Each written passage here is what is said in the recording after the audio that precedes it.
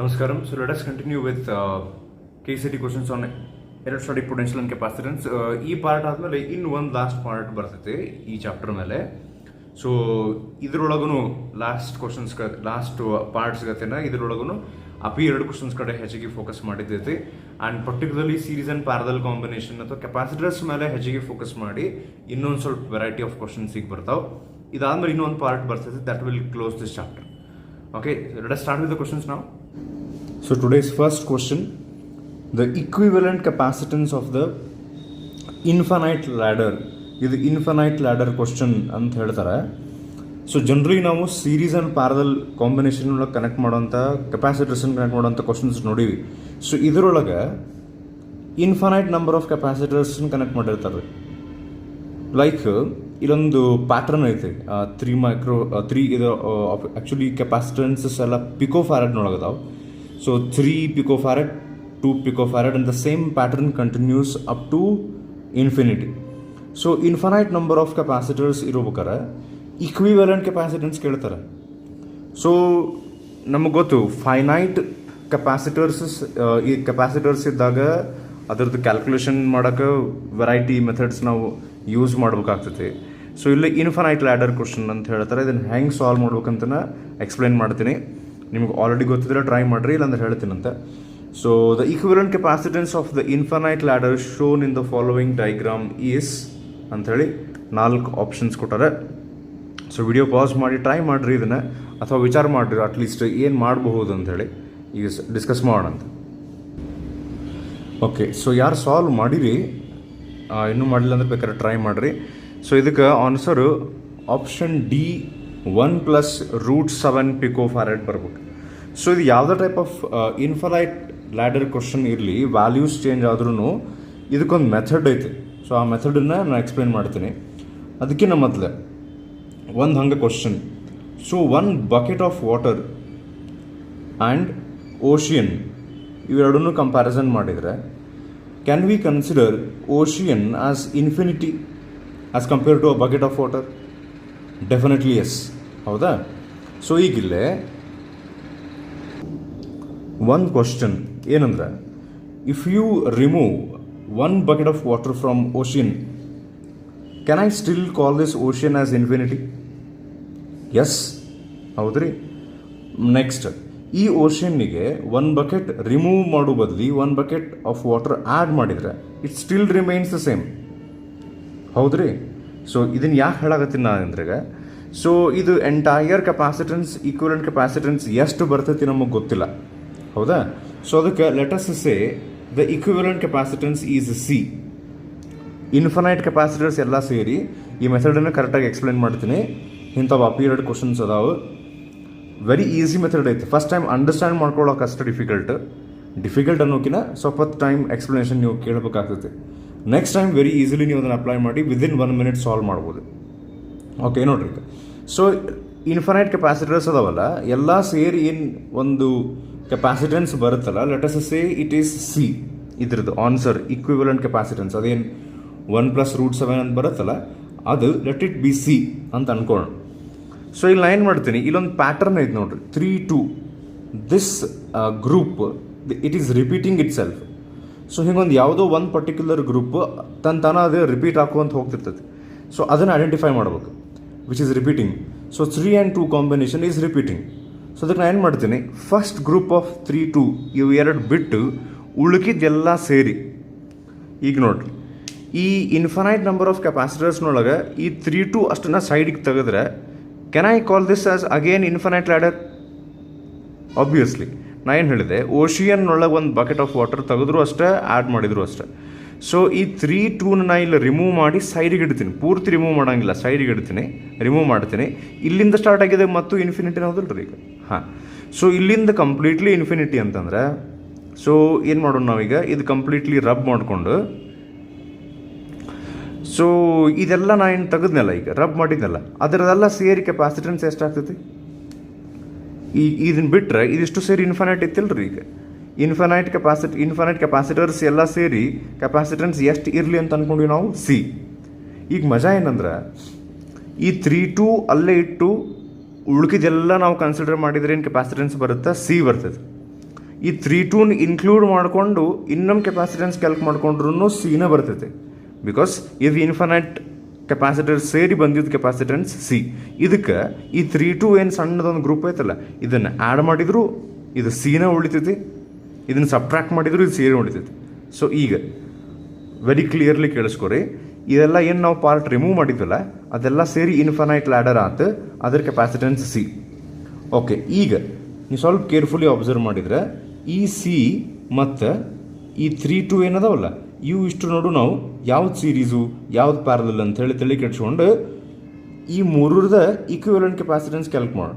ಇವು ಮೂರರದ equivalent capacitance ನಾವು calculate ಮಾಡಿದರೆ ಅದೆಷ್ಟು ಬರುತ್ತೆ ಹೇಳ್ರಿ ಈಕ್ವಿವೆಲೆಂಟ್ ಕೆಪಾಸಿಟೆನ್ಸ್, ಮತ್ತು ಸಿನ ಬರ್ತದೆ. ಓಕೆ, ಇವೆಲ್ಲ ಸೇರಿನೂ ಸಿ, ಅಷ್ಟು 3 ಇನ್ಕ್ಲೂಡ್ ಮಾಡ್ಕೊಂಡ್ರೂ ಸಿನ ಆಗ್ತೈತೆ. ಇದು ಎಕ್ಸಾಂಪಲ್ ನಾನು ಫಸ್ಟಿಗೆ ನಿಮ್ಗೆ ಅದಕ್ಕೆ ಹೇಳಿದ್ದೆ. ಓಕೆ, ಇದು ಗೊತ್ತಾಗ್ತದೆ ನಾ ಏನು ಮಾಡಾಕತ್ತೀನಿ ಅಂತೇಳಿ. ಈಗ ನೋಡ್ರಿ, ಇದೇನು ಈಕ್ವಿವೆಲೆಂಟ್ ಕೆಪಾಸಿಟೆನ್ಸ್ ಬಂತಲ್ಲ, ಇದಿಷ್ಟು ಪಾರ್ಟ್ ನಾವು ಏನು ರಿಮೂವ್ ಮಾಡಿದ್ವಲ್ಲ ಇನ್ಫೈನೈಟ್, ಆ ಸಿ ಮತ್ತು ಇದು 3 ದೀಸ್ 2 ಆರ್ ಇನ್ ಸೀರೀಸ್. ಹೌದ್ರಿ, ಇಷ್ಟು ತೆಗೆದು ನಾವು ಸಿ ಮಾಡ್ಕೊಂಡ್ಬಿಟ್ಟಿವಿ. ಕರೆಕ್ಟಾಗಿ ನೋಡ್ರಿ, ಇವೆರಡು ಏನದಾವು ಸೀರೀಸ್. ಸೊ ಇವೆರಡರದ್ದು ಸೀರೀಸ್ ಕಾಂಬಿನೇಷನ್ ನಾವು ಮಾಡಿದ ಮೇಲೆ that combination will be in parallel with this 2.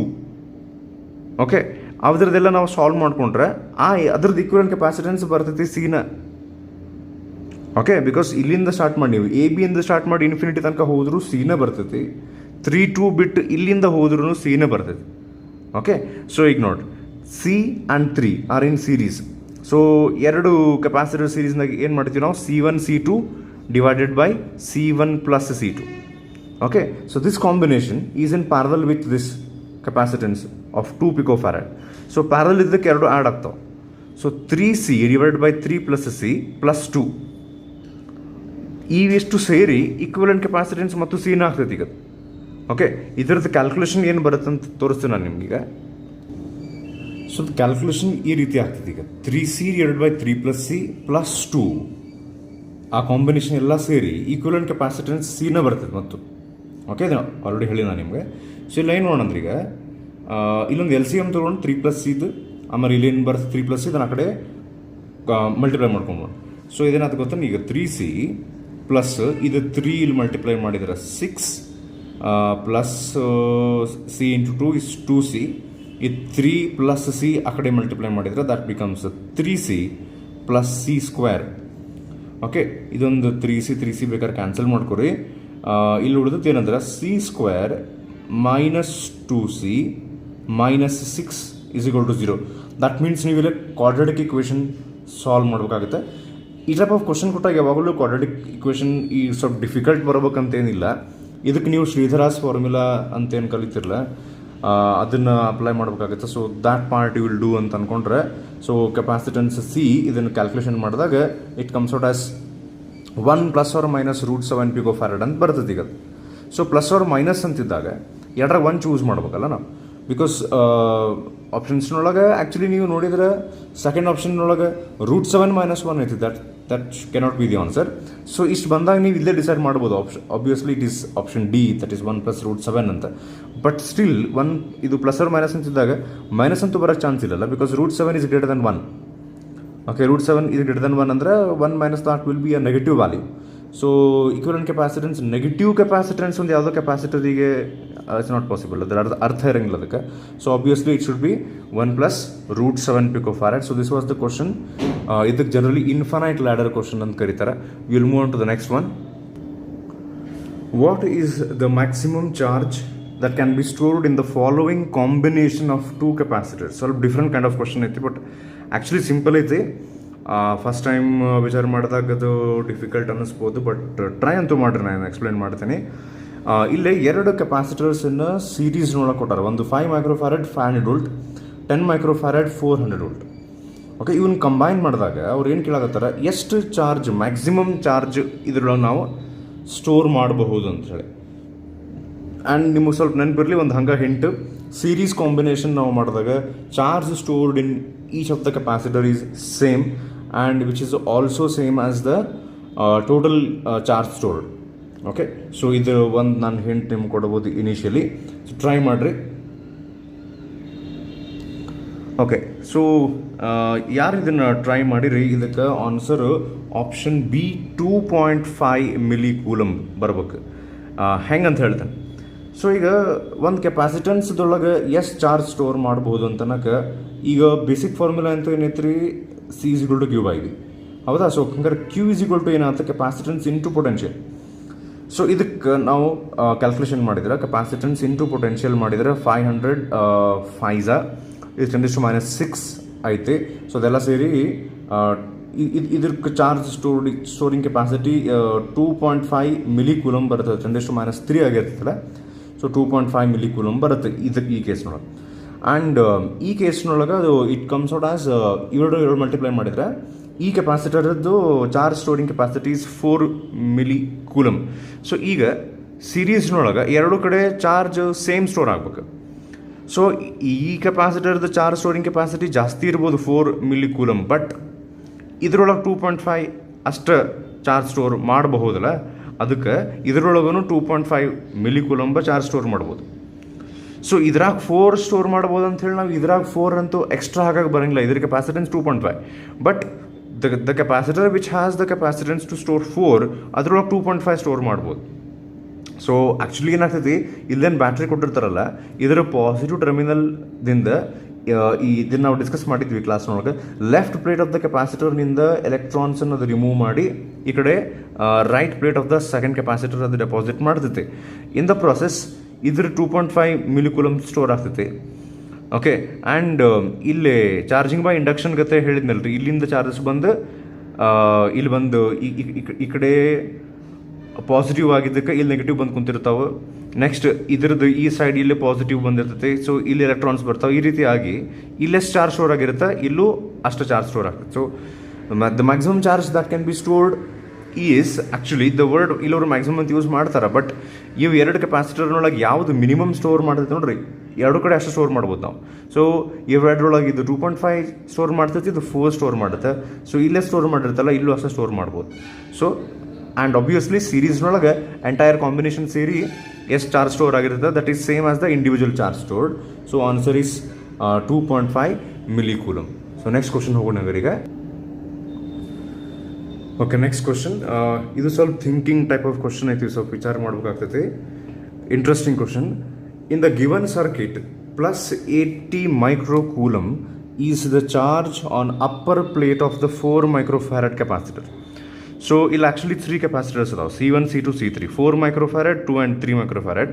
ಈ 4 ಮೈಕ್ರೋಫ್ಯಾರಡ್ದು ಅಪ್ಪರ್ ಪ್ಲೇಟ್ ಅಂದ್ರೆ ಇದು, ಈ ಪ್ಲೇಟ್ ಮೇಲೆ ಪ್ಲಸ್ 80 ಮೈಕ್ರೋ ಕೂಲಂಬ್ ಐತಂತ. ಆಬ್ವಿಯಸ್ಲಿ ನಿಮ್ಗೆ ಗೊತ್ತಿರ್ಬೇಕು, ಇಲ್ಲಿ ಪ್ಲಸ್ 80 ಮೈಕ್ರೋ ಕೂಲಂಬ್ ಇದ್ರೆ ಆಬ್ವಿಯಸ್ಲಿ ಇಲ್ಲೇ ಮೈನಸ್ 80 ಮೈಕ್ರೋ ಕೂಲಂಬ್ ಇರ್ತೈತಿ. And the total charge stored is 80 micro coulomb. ಅಂದ್ರೆ ಈ ಕೆಪಾಸಿಟರ್ನೊಳಗೆ ಚಾರ್ಜ್ ಸ್ಟೋರ್ ಆಗಿದೆ 80 micro coulomb. Then in the steady state ಅವ್ರು ಏನು ಕೇಳಾಕತ್ತಾರ, the charge on upper plate of the 3 microfarad capacitor is ಅಂತ. Charge on the upper plate of the 3 microfarad capacitor ಅಂದ್ರೆ ಅರ್ಥ ಏನು, ಅವ್ರು ಏನು ಹೇಳ್ಯಾರ, ಈ 4 ಮೈಕ್ರೋಫ್ಯಾರಡ್ನೊಳಗೆ ಇಷ್ಟು ಚಾರ್ಜ್ ಸ್ಟೋರ್ ಆದ್ರೆ 3 ಮೈಕ್ರೋಫ್ಯಾರಡ್ನೊಳಗೆ ಎಷ್ಟು ಚಾರ್ಜ್ ಸ್ಟೋರ್ ಆಗ್ತೈತಿ ಅಂತ ಕೇಳಾಕತ್ತಾರ ಅಷ್ಟೆ. ಸೊ ಇದನ್ನು ಟ್ರೈ ಮಾಡಿರಿ. ಆಲ್ರೆಡಿ ಒಂದು ನಾನು ನಿಮ್ಗೆ ಹಿಂಟ್ ಕೊಟ್ಟಿನಿ ಇದ್ರ ಮೀನಿಂಗ್ ಏನಂತೇಳಿ. ಇನ್ನೊಂದು ಏನು ಮಾಡ್ಬೋದು ನೀವು ಅಂದರೆ ಈ ಡೈಗ್ರಾಮ್ ಡ್ರಾ ಮಾಡ್ಕೊಂಡು ಇದನ್ನು ಹಿಂಗೆ ಹೊಳಿಸಿಟ್ಟು ನೋಡ್ರಿ.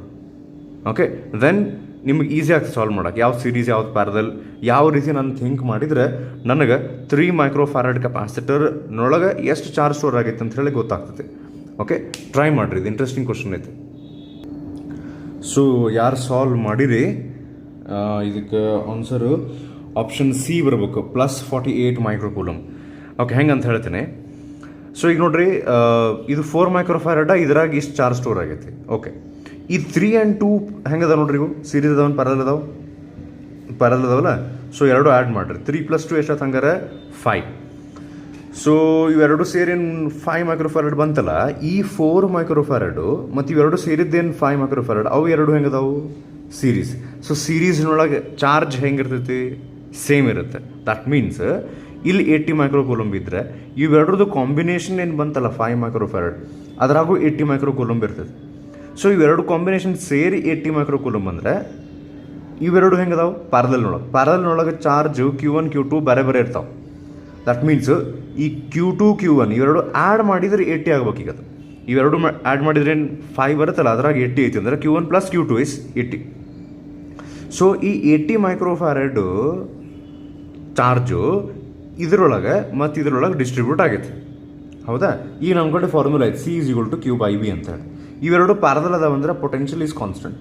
That means capacitance is directly proportional to charge. ಈಗ ಚಾರ್ಜ್ ಹೆಂಗೆ ಸ್ಟೋರ್ ಆಗ್ತದೆ ಅಂದ್ರೆ ಕೆಪಾಸಿಟೆನ್ಸಸ್ ಯಾವ ರೇಷಿಯೋ ಒಳಗೆ ಅದಾವ ಅದ ರೇಷಿಯೋ ಒಳಗೆ.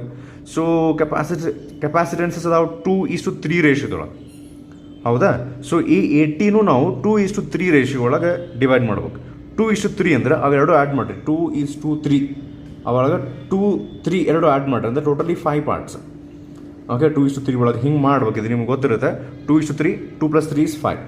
ಔಟ್ ಆಫ್ 5 ಪಾರ್ಟ್ಸ್ ನಮ್ಮದು ಇಲ್ಲೇನು 3 ಮೈಕ್ರೋ ಫ್ಯಾರಡ್ ಅಂತ ಕೊಟ್ಟರಲ್ಲ, that has to get 3 parts. ಹೌದಾ? ಸೊ 3/5 ಇಂಟು 80 ಅಂದ್ರೆ ನಾನು ಏನು ಮಾಡಾಕತ್ತೀನಿ, 80ನ 2:3 ರೇಷಿಯೋದೊಳಗೆ ನಾನು ಡಿವೈಡ್ ಮಾಡಾಕತ್ತೀನಿ. ಹೌದಾ? ಸೊ ಟೋಟಲಿ 5 ಪಾರ್ಟ್ಸ್ ತರ 3 ಪಾರ್ಟ್ಸ್ ಬೇಕು. 5 1s ಇದು 5 16s ಬರ್ತದೆ. So 16 3s 48 microcoulomb is the charge stored in the capacitor 3 microfarad. It is also the charge stored on the upper plate of the 3 microfarad, that is plus 48 microcoulomb. So ಇದು ಅರ್ಥ ಆಗ್ತದೆ ಅಂದ್ಕೊಂಡಿನಿ. Next question ಹೋಗೋಣ ಈಗ. So next question ಮತ್ತು ಸ್ವಲ್ಪ different type of question ಐತಿ. The total electric flux through a Gaussian surface ನೆನಪಿರ್ಬೇಕಲ್ಲ ನಿಮ್ಗೆ, ಎಲೆಕ್ಟ್ರಿಕ್ ಚಾರ್ಜ್ ಅಂಡ್ ಫೀಲ್ಡ್ಸ್ ಅದು. So the total electric flux through a Gaussian surface enclosing a capacitor. A Gaussian surface ಒಳಗೆ capacitor ಐತಂತೆ. ಆ capacitor capacitance C which is charged to a potential V is, what is the total electric flux ಅಂತ ಕೇಳಾರ. Try ಮಾಡ್ರಿ, interesting ಐತಿ. Okay, so ಯಾರು try ಮಾಡಿರಿ video pass ಮಾಡಿ ನೀವು try ಮಾಡಾಕತ್ತೀರ ಅಂತ ಅನ್ಕೊಂಡಿ. ಸೊ ಇದಕ್ಕೆ ಆನ್ಸರು ಆಪ್ಷನ್ ಎ ಬರ್ಬೇಕು, 0. ಓಕೆ, ಯಾಕೆ 0 ಅಂದ್ರೆ ಈಗ ಒಂದು ಕೆಪಾಸಿಟರ್ ಸುತ್ತಲೂ ಅವ್ರು ಗಾಸಿಯನ್ ಸರ್ಫೇಸ್ ಹಾಕ್ಯಾರ. ಹೌದಾ? ಸೊ ಗಾಸ್ ಥಿಯರಮ್ ಪ್ರಕಾರ electric flux through a Gaussian surface is 1/ε0 times the charge, net charge enclosed in that surface. So ಇಲ್ಲಿ ಕೆಪಾಸಿಟರ್ ಇಟ್ರ ಅಂದ್ರೆ ಆಬ್ವಿಯಸ್ಲಿ ಒಂದು ಪ್ಲೇಟ್ ಮೇಲೆ ಪಾಸಿಟಿವ್, ಇನ್ನೊಂದು ಪ್ಲೇಟ್ ಮೇಲೆ ನೆಗೆಟಿವ್ ಇರ್ತಾವೆ ಮತ್ತು ಎರಡು ಈಕ್ವಲ್ ಇರ್ತಾವೆ. So as far as Gaussian surface, ಈಗ ಕೆಪಾಸಿಟರ್ ಬಗ್ಗೆ ಅಷ್ಟೇ ನಾವು ಮಾತಾಡಿದರೆ ಇದರ total charge stored is Q ಅಂತ ನಾವು ಕರಿತೀವಿ. ಬಟ್ ಗಾಸ್ ಥಿಯರಮ್ ಮತ್ತು ಇಲೆಕ್ಟ್ರಿಕ್ ಫ್ಲಕ್ಸ್ ಬಗ್ಗೆ ನಾವು ಮಾತಾಡೋದಾದ್ರೆ ಇದನ್ನು ನಾವು ನೆಟ್ ಚಾರ್ಜ್ 0 ಅಂತ ಹೋಗ್ಬೇಕಾಗ್ತದೆ. ಓಕೆ, ನಿಮಗೆ ಇದು ಅರ್ಥ ಆಯ್ತು ಚಲೋ. ಇಲ್ಲ ಅಂದ್ರೆ ಹಿಂಗೂ ಹೇಳ್ಬೋದು ನಾನು. ಈಗ ಇಲ್ಲಿ ಪಾಸಿಟಿವ್ ಅದಾವ, ಇಲ್ಲಿ ನೆಗೆಟಿವ್ ಅದಾವ. ಹೌದಾ? ನಮ್ಗೆ ಗೊತ್ತು ಪಾಸಿಟಿವ್ ಚಾರ್ಜಿಂದ electric flux, electric field lines away ಹೋಗ್ತಾವೆ. ನೆಗೆಟಿವ್ ಇದ್ರೆ ಟುವರ್ಡ್ಸ್ ಬರ್ತಾವೆ. So outward flux is equal to inward flux. This is like ಒಂದು ಎಲೆಕ್ಟ್ರಿಕ್ ಡೈಪೋಲನ್ನು ಒಂದು ಕನ್ಸಿಡರ್ ಮಾಡಿ ಅದನ್ನು ಒಂದು ಗಾಸಿಯನ್ ಸರ್ಫೇಸ್ ಒಳಗಿಟ್ರೆ ಹೆಂಗೆ ನೆಟ್ ಎಲೆಕ್ಟ್ರಿಕ್ ಫ್ಲಕ್ಸ್ 0 ಆಗ್ತದೆ, ಇಲ್ಲೂ ನೆಟ್ ಎಲೆಕ್ಟ್ರಿಕ್ ಫ್ಲಕ್ಸ್ 0 ಆಗುತ್ತೆ. So option A 0 is the answer. So next question, total energy stored ಸಂಬಂಧಪಟ್ಟಿದ್ದೆ. So total energy stored in capacitor formula ನಿಮ್ಗೆ ಗೊತ್ತಿರ್ಬೇಕು, ಅದರ ಸಂಬಂಧಪಟ್ಟಿದ್ದೆ. Total energy stored in the system is ಅಂತ ಕೇಳ್ಯಾರ. ಎಲ್ಲ ಕೆಪಾಸಿಟೆನ್ಸಸ್ ಮೈಕ್ರೋ ಫ್ಯಾರಡ್ನೊಳಗೆ ಅದಾವ ಇಲ್ಲಿ. ಸೊ ಇದು ಬ್ಯಾಟ್ರಿ, ಅದರ 2 ವೋಲ್ಟ್ ಪೊಟೆನ್ಷಿಯಲ್ ಐತೆ. There are 3 capacitors here. ಈ 3 ಕೆಪಾಸಿಟರ್ಸ್ ಸೇರಿ ಎಷ್ಟು ಎನರ್ಜಿ ಸ್ಟೋರ್ ಮಾಡ್ತಾವೆ? ಈ ಟೈಪ್ ಆಫ್ ಕ್ವಶನ್ ಇದು ಸಿಂಪಲ್ ಇದ್ರೂ ಅಪಿಯರ್ಡ್ ಕ್ವಶನ್ ಐತಿ. ಟೋಟಲ್ ಎನರ್ಜಿ ಸ್ಟೋರ್ಡ್ ಕೇಳ್ತಾರೆ, ಟ್ರೈ ಮಾಡಿರ್ತೇನೆ. ಸೊ ಆನ್ಸರ್ ಇದಕ್ಕೆ ಆಪ್ಷನ್ ಎ 8 ಮೈಕ್ರೋ ಜೋಲ್ ಬರ್ಬೇಕು. ಎನರ್ಜಿ ಸ್ಟೋರ್ಡ್ ಇದಕ್ಕೆ ಅದು ಆಬ್ವಿಯಸ್ಲಿ ಮತ್ತು ಜೋಲ್ಸ್ನೊಳಗೆ ಬರ್ತೈತಿ. ಸೊ ಇದಕ್ಕೆ ಫಾರ್ಮುಲಾ ನಿಮ್ಗೆ ಗೊತ್ತಿರ್ಬೇಕಲ್ಲ, 12CV² ಬರ್ತೈತಿ energy stored in capacitor. But ಇಲ್ಲಿ 3 ಕೆಪಾಸಿಟರ್ ಅದಾವಲ್ಲ, ಸಿಸ್ಟಮ್ ಐತೆ. ಅದಕ್ಕೆ ನಾವೇನು ಮಾಡ್ತೀವಿ, ಇವು 3 ಈಕ್ವಿವೆಲೆಂಟ್ ಕೆಪಾಸಿಟೆನ್ಸ್ ಕ್ಯಾಲ್ಕ್ ಮಾಡಿ ಆಮೇಲೆ ಈ ಫಾರ್ಮುಲಾ ಹಚ್ತೀವಿ, 12C ಈಕ್ವಿವೆಲೆಂಟ್ ಇಂಟು V² ಅಂತ. So quite clearly 6 microfarad and 3 microfarad are in series. ನಾನು ನಿಮ್ಗೆ ಹೇಳಿದ್ದೆ, ಒಂದು ಕೆಪಾಸಿಟರ್ನಿಂದ ಇನ್ನೊಂದು ಕೆಪಾಸಿಟರಿಗೆ ಹೋಗೋಬೇಕಾದ್ರೆ ಒಂದು ಸಿಂಗಲ್ ಪಾತ್ ಇತ್ತಂದ್ರೆ ಒಂದು ವೈರ್, ನೆಕ್ಸ್ಟ್ ಹಿಂಗೆ ಬೇರೆ ಇನ್ನೊಂದು ವೈರ್ ಹೋಗಿರಬಾರ್ದು. ಹಂಗಿತ್ತಂದ್ರೆ ಅವು ಸೀರೀಸ್ನೊಳಗೆ. So 6 and 3 are in series. So C1 C2 divide by C1 + C2 ನಾವು ಫಾರ್ಮುಲಾ ಹಚ್ಚಿದ್ರೆ 6 3s divided by 6 + 3 is 18/9 which comes out as 2. So ಇವು ಎರಡು ಸೇರಿ 2 ಮೈಕ್ರೋಫ್ಯಾರಡ್ capacitance ಬಂತು. that 2 microfarad and this 2 microfarad are in parallel, as you can see. So 2 and 2 is 4 is the equivalent capacitance. So ಈ formula ಹಚ್ಚಿರಿ, 12 into 4 microfarad and the 10⁻⁻⁶ multiplied by this is potential which is 2 volt ಅದನ್ನು square ಮಾಡಿದ್ರೆ 4 after 2 ಇದು cancel ಮಾಡಿಕೊಂಡ್ರೆ 2 2 4 8 8 10 to minus 6 that is 8 microjoule is the answer. Okay, next ಒಂದು ಸ್ವಲ್ಪ ವಿಚಾರ ಮಾಡುವಂಥ ಕ್ವಶನ್ ಎತ್ತಿದ್ರು ಟ್ರೈ ಮಾಡ್ಬೋದು. When an additional charge of 2 coulomb is given to a capacitor, ಒಂದು ಕೆಪಾಸಿಟರ್ ಅದಕ್ಕೆ ಆಲ್ರೆಡಿ ಒಂದು ಸ್ವಲ್ಪ ಚಾರ್ಜ್ ಐತಿ, ಎಷ್ಟು ಚಾರ್ಜ್ ಐತಲ್ಲ ಅದಕ್ಕೆ ಪ್ಲಸ್ 2 ಕೂಲಮ್ ಎಕ್ಸ್ಟ್ರಾ ಆ್ಯಡ್ ಮಾಡ್ಯಾರ, ಅವಾಗ energy stored. When additional charge of 2 coulomb is given to a capacitor, energy stored in it is increased by 21%. So ಪರ್ಸಂಟೇಜ್ನೊಳಗೆ ಅವ್ರು ಕೊಟ್ಟಾಗ ಸ್ವಲ್ಪ ನಾವು ಕೇರ್ಫುಲ್ ಆಗಿರ್ಬೇಕು. Because generally directly and inversely proportional ನಾವು use ಮಾಡ್ಬೇಕಾದ್ರೆ ಟೈಮ್ಸ್ ಈಗ like X times increased, 2 times increased, 3 times increased ಹಿಂಗಿರುತ್ತೆ. ಅದು ಪರ್ಸಂಟೇಜ್ ಕೊಟ್ಟಾರ. ಸಾಲ್ವ್ ಮಾಡೋಣಂತೆ. The original charge of the capacitor is ಅಂದ್ರೆ ಫಸ್ಟಿಗೆ ಆಲ್ರೆಡಿ ಒಂದು ಚಾರ್ಜ್ ಐತೆ ನೋಡ್ರಿ ಆ ಕೆಪಾಸಿಟರ್ ಒಳಗೆ ಸ್ಟೋರ್ಡ್, ಅದಕ್ಕೆ 2 ಕೂಲಮ್ ಆ್ಯಡ್ ಮಾಡಿದ ಮೇಲೆ ಅದ್ರ energy stored in the capacitor increases by 21% ಅಂತ ಅವ್ರು ಕೇಳಾಗತ್ತಾರ. ಈ 2 ಕೂಲಂಬನ್ನು ನಾವು ಆ್ಯಡ್ ಮಾಡೋಕ್ಕಿಂತ ಮೊದಲು ಎಷ್ಟು ಚಾರ್ಜ್ ಇತ್ತು ಇನಿಷಿಯಲಿ, 2 ಕೂಲಮ್ ಆ್ಯಡ್ ಮಾಡೋಕ್ಕಿಂತ ಮೊದಲು ಇನಿಷಿಯಲಿ ಎಷ್ಟು ಚಾರ್ಜ್ ಇತ್ತು ಆ ಕೆಪಾಸಿಟರ್ನೊಳಗೆ ಅಂಥೇಳಿ 4 ಆಪ್ಷನ್ಸ್ ಕೊಟ್ಟಾರ. ಓಕೆ, ಟ್ರೈ ಮಾಡಿರಿ ಇದನ್ನು. So for those who have solve this the answer must be option D, 20 coulomb. So ಹೆಂಗೆ ಅಂತ ಹೇಳ್ತೀನಿ. ಈಗ ಇನಿಷಿಯಲಿ ಈ ಕೆಪಾಸಿಟರ್ದು ಚಾರ್ಜ್ ಸ್ಟೋರ್ಡ್ ಕ್ಯೂ ಐತಿ, ಆಮೇಲೆ ಅದ ಕೆಪಾಸಿಟರ್ನೊಳಗೆ 2 ಕೂಲಮ್ನಷ್ಟು ಆ್ಯಡ್ ಮಾಡ್ಯಾರ. ಓಕೆ, ಫಸ್ಟಿಗೆ ಇದರೊಳಗೆ ಎನರ್ಜಿ ಸ್ಟೋರ್ಡ್ ಐತಲ್ಲ ದಟ್ ಈಸ್ ಯು ಅನ್ಕೊಳ್ಳೋಣ, ಆಮೇಲೆ ಏನೈತಲ್ಲ ಅದು ಯು ಡ್ಯಾಶ್ ಅಂತ ಅನ್ಕೊಳ್ಳೋಣ. ಸೊ ನಮಗೆ ಅವ್ರು ಕ್ಯೂ ಕೇಳ, ಆಮೇಲೆ ಅವ್ರು ಕೊಟ್ಟಿದ್ದು ಏನಂದ್ರೆ U dash is 21% higher than U, ಹೌದಾ? ಸೊ ಈಗ ಲೆಟ್ ಅಸ್ ಸೇ ಫಸ್ಟಿಗೆ ಎಷ್ಟು ಎನರ್ಜಿ ಇತ್ತಲ್ಲ, let that be 100 joule, because percentage ಅಂದರೆ ಯಾವಾಗಲೂ 100 ಇರುತ್ತಲ್ಲ ಅದಕ್ಕೆ. ಸೊ 21% ಎಕ್ಸ್ಟ್ರಾ ಅಂದ್ರೆ ಇದಕ್ಕೆ ಬಂತು 121 ಜೋಲ್. ಸೊ ಪರ್ಸಂಟೇಜ್ನೊಳಗೆ 21% ಎಕ್ಸ್ಟ್ರಾ ಅಂದರೆ ನಾನು ಹಿಂಗೆ ಬರಿಬೋದು, U dash is 1.21 times U, because ನೀವು ವ್ಯಾಲ್ಯೂ ಹಾಕಿ ನೋಡಿರ್ಬೇಕಾರಲ್ಲಿ ಇದಕ್ಕೆ 100 ಹಾಕಿ ನೋಡ್ರಲ್ಲಿ 1.21 ಇಂಟು 100 ಇಸ್ 121. ಅಂದರೆ ಲೈಕ್ ಇದೇ ಕ್ವಶನ್ ಒಳಗೆ ಅವರು 21% ಎಕ್ಸ್ಟ್ರಾ ಅನ್ನೋ ಬದಲಿ 15% ಎಕ್ಸ್ಟ್ರಾ ಅಂದಿದ್ರೆ I would have written U dash is equals to 1.15 times U. Okay, 15% extra ಅಂದರೆ ಫಸ್ಟಿಗೆ ಎಷ್ಟು ಎನರ್ಜಿ ಇರುತ್ತಲ್ಲ ಅದು 100% ನಾವು ಅಂದ್ಕೊಂಡ್ರೆ 15% ಎಕ್ಸ್ಟ್ರಾ ಈಸ್ 115.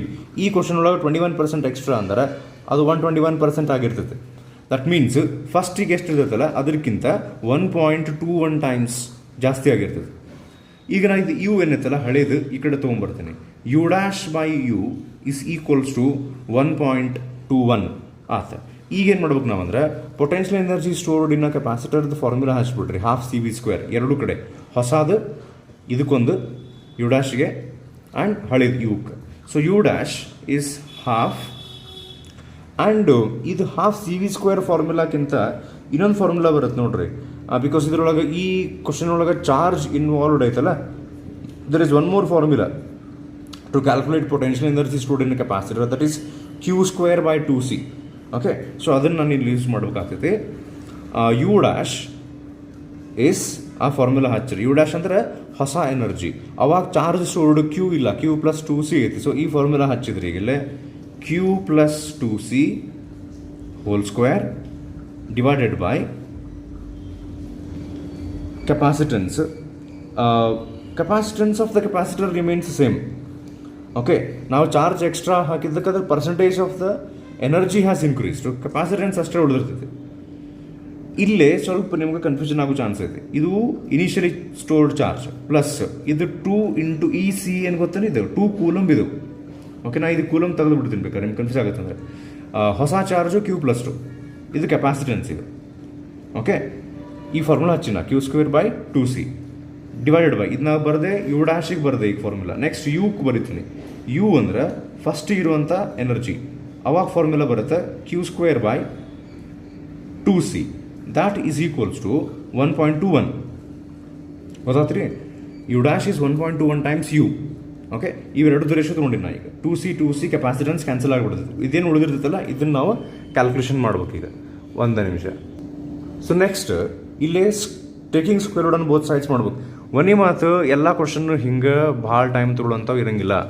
ಓಕೆ, ನೀವು ರೌಂಡ್ಸ್ ಮಾಡ್ಕೊತ ಹೋದಂಗೆ ಕ್ಯಾಲ್ಕುಲೇಷನ್ ಮಾಡ್ಬೇಕಾರೆ ಈಸಿ ಇರುವಂಥ ಕ್ವಶನ್ ಫಸ್ಟಿಗೆಲ್ಲ ಮುಗಿಸ್ಕೊಂಡು 60th ಕ್ವಶನ್ ರೀಚ್ ಆಗಿ ಆಮೇಲೆ ಮತ್ತೆ ಸ್ವಲ್ಪ ಡಿಫಿಕಲ್ಟ್ ಇದ್ದು ಆಮೇಲೆ ಸ್ವಲ್ಪ ಡಿಫಿಕಲ್ಟ್ ಇದ್ದು ಮಾಡ್ಕೊತ ಹೋಗ್ಬೋದು. Okay, so taking square root on both sides because ಇಲ್ಲೇ ಸ್ಕ್ವೇರ್ ಐತೆ, that gives us q + 2 divided by q. ಇದು ನಿಮಗೆ ಗೊತ್ತಿದ್ರೆ square root of 121 is 11. 11 10s are 110, 11 11s are 121. So that gives us square root of 1.21 is 1.1 ಬರ್ತದೆ. So ಇದನ್ನು ಆ ಕಡೆ multiply ಮಾಡಿರಿ. So q + 2 is equals to 1.1q ಬಂತು, ಹೌದ್ರಿ? ಸೊ ಇದನ್ನ ಈ ಕಡೆ ತೊಗೊಂಬರ್ರಿ, ಅಥವಾ ನಾವು ಇದೇ ಚಾರ್ಜ್ ಆ ಕಡೆ ತೊಗೊಂಡು ಹೋಗ್ಬೋದು. 2 is equals to 1.1q minus q. So this gives us, so 1.1q minus q gives us 0.1q. ಹೌದಲ್ಲ, ರಿಮೈನಿಂಗ್ 1.1q ಉಳಿದಿರ್ತೈತೆ. So therefore q is equals to 2 divide by 0.1 ಅಂದರೆ 10⁻⁻1 ಮಾಡಿ ಮ್ಯಾಲೆ ತೊಗೊಂಡು ಹೋದರೆ ಆನ್ಸರ್ 20 ಕೂಲಮ್ ಅಂತ ಬರ್ತದೆ. ಓಕೆ, ಸೊ ಇದನ್ನು ಇಲ್ಲಿ ಟ್ರಿಕ್ ಇರುವುದೇನೆಂದರೆ, ಒಂದು ಫಸ್ಟಿಗೆ ಏನು ಗೊತ್ತಾಗಬೇಕು, 21% ಇನ್ಕ್ರೀಸ್ ಅಂದರೆ the new value that is u dash will be 1.21 times. ಅಂದರೆ 1 ಪಾಯಿಂಟ್ ಅಂತ ಹಾಕಿ ಅವ್ರು ಎಷ್ಟು ಪರ್ಸೆಂಟೇಜ್ ಕೊಟ್ಟಿರ್ತಾರೆ ಅಷ್ಟು times the old value. So ಅದ್ರದ್ದು ನಾವು ಫಾರ್ಮುಲಾ ರೇಷಿಯೋ ತೊಗೊಂಡ್ಬಿಟ್ರೆ ಮುಗಿದೋಗ್ತದೆ. ಸ್ವಲ್ಪ ಕ್ಯಾಲ್ಕುಲೇಷನ್ ಐತೆ ಅಷ್ಟೇ. ಇದು ಮೆಥಡ್ ಗೊತ್ತಾದ್ರೆ ಸಾಕು ನಿಮಗೆ, ಅಂದರೆ ಪರ್ಸೆಂಟೇಜ್ ಕೊಟ್ಟಾಗ ಯಾವ ರೀತಿ ಮಾಡ್ಬೇಕಂತ ಹೇಳಿ. Okay, will move on to the next one. So next one, a capacitor of capacitance 2 microfarad is charged to a potential of 500 volt. The plates of the capacitor are joined through a resistor. The heat produced in the resistor ಅಂತ ಕೇಳಾರ. ಏನಿಲ್ಲ, ಒಂದು capacitor ಐತಿ, ಹಿಂಗೆ ಆ ಕೆಪಾಸಿಟರನ್ನು ಒಂದು ರೆಸಿಸ್ಟರಿಗೆ connect ಮಾಡ್ಯಾರ. So whatever energy stored in the capacitor, ಅದ ಎನರ್ಜಿಲೇ ಎಲೆಕ್ಟ್ರಾನ್ಸ್ ಬಂದು ಈ ರೆಸಿಸ್ಟರ್ನೊಳಗೆ ಬರ್ತಾವೆ. Heat produced in the resistor ಅಂತ ಕೇಳಾರ ಅವ್ರು. ಇದು ಹೋಮ್ವರ್ಕ, ನೀವು ಟ್ರೈ ಮಾಡ್ಬೇಕು, ಕ್ವೈಟ್ ಸಿಂಪಲ್ ಐತಿ. Heat produced in the resistor ಅಂದ್ರೆ heat energy they are talking about. So ಈ ರೆಸಿಸ್ಟರ್ನೊಳಗೆ ಎಷ್ಟು ಹೀಟ್ ಪ್ರೊಡ್ಯೂಸ್ ಆಗ್ತೈತೆ ಈ same as the energy stored in the capacitor. Okay, so ಇದು ನೀವು ಟ್ರೈ ಮಾಡ್ತೀರ ಅಂತ ಅಂದ್ಕೊಂಡಿನಿ. ಈಗ ಬೇಕಾದ್ರೆ ಪಾಸ್ ಮಾಡಿ ಟ್ರೈ ಮಾಡಿದ್ರು ಮಾಡ್ಬೋದು, ಇಂಟ್ರೆಸ್ಟ್ ಇದ್ದವರು. ಸೊ ಇದಕ್ಕೆ ಆನ್ಸರ್ ಆಮೇಲೆ ನೀವು ಟ್ರೈ ಮಾಡಿದ್ರೆ ಅಥವಾ ಈಗ ಟ್ರೈ ಮಾಡಿದರೆ ಆಪ್ಷನ್ ಬಿ 0.25 ಜೋಲ್ ಅಂತ ಬರ್ಬೇಕು. ಸೊ ಇನ್ನೊಂದು ಲಾಸ್ಟ್ ಪ್ಯಾಟರ್ನ್ ಆಫ್ ಕ್ವಶನ್ಸ್ ಬರ್ತಾವೆ. Dielectric slab introduce between the plates of the capacitor ಅಂತೇಳಿ. ಸೊ ಎಂಟೈರ್ಲಿ ಒಂದು ಡೈಎಲೆಕ್ಟ್ರಿಕ್ನ ಕೆಪಾಸಿಟರ್ನೊಳಗೆ ಇಂಟ್ರೊಡ್ಯೂಸ್ ಮಾಡಿದ್ರೆ, so that the capacitance is k times ε0a/d. ಇದು ನಿಮ್ಗೆ ಗೊತ್ತು, ಹೌದಾ? ಅದರೊಳಗೆ ಸ್ವಲ್ಪ ಚೇಂಜಸ್ ಏನು ಮಾಡ್ತಾರೆ ಅಂದರೆ, ಎಂಟೈರ್ ಗ್ಯಾಪನ್ನ ಒಂದು ಟೈಪ್ ಆಫ್ ಡೈಎಲೆಕ್ಟ್ರಿಕ್ ಇಂಟ್ರೊಡ್ಯೂಸ್ ಮಾಡೋದು ಬಿಟ್ಟು, ಅಂದರೆ ಡೈಎಲೆಕ್ಟ್ರಿಕ್ ಕಾನ್ಸ್ಟೆಂಟ್ k, ಎರಡು ಟೈಪ್ ಡೈಎಲೆಕ್ಟ್ರಿಕ್ ಸ್ಲ್ಯಾಬನ್ನು ಇಂಟ್ರೊಡ್ಯೂಸ್ ಮಾಡ್ತಾರೆ. Of dielectric constant k1 and k2, ಹಿಂಗೆ ಈ ರೀತಿ ಅಥವಾ ಈ ರೀತಿ ಹಾರಿಜಾಂಟಲಿ ಅಥವಾ ವರ್ಟಿಕಲಿ ಅವನ್ನ ಸ್ಪ್ಲಿಟ್ ಮಾಡಿ ಈ ರೀತಿ ಮಾಡಿದಾಗ ಈಕ್ವಲೆಂಟ್ ಕೆಪಾಸಿಟೆನ್ಸ್ ಏನಾಗ್ತೈತಿ, ಇದ್ರ ಬೇಸ್ಡ್ ಒಂದಿಷ್ಟು ಕ್ವಶನ್ಸ್ ಬರ್ತಾವೆ. ಈ ಒಂದಿಷ್ಟು ಕ್ವಶನ್ಸ್ ನಾವು ನೋಡಿದರೆ ಈ ಚಾಪ್ಟರ್ದು ಆಲ್ಮೋಸ್ಟ್ ಎಲ್ಲ ವೆರೈಟಿ ಕ್ವಶನ್ಸ್ ಕವರ್ ಆಯ್ತು ಆ್ಯಕ್ಚುಲಿ. ಸೊ ಇದೊಂದು ಪ್ಯಾಟರ್ನ್ ನಾನು ನೆಕ್ಸ್ಟ್ ಪಾರ್ಟ್ನೊಳಗೆ ಮಾಡ್ತೀನಿ. ಥ್ಯಾಂಕ್ ಯು, ನಮಸ್ಕಾರ.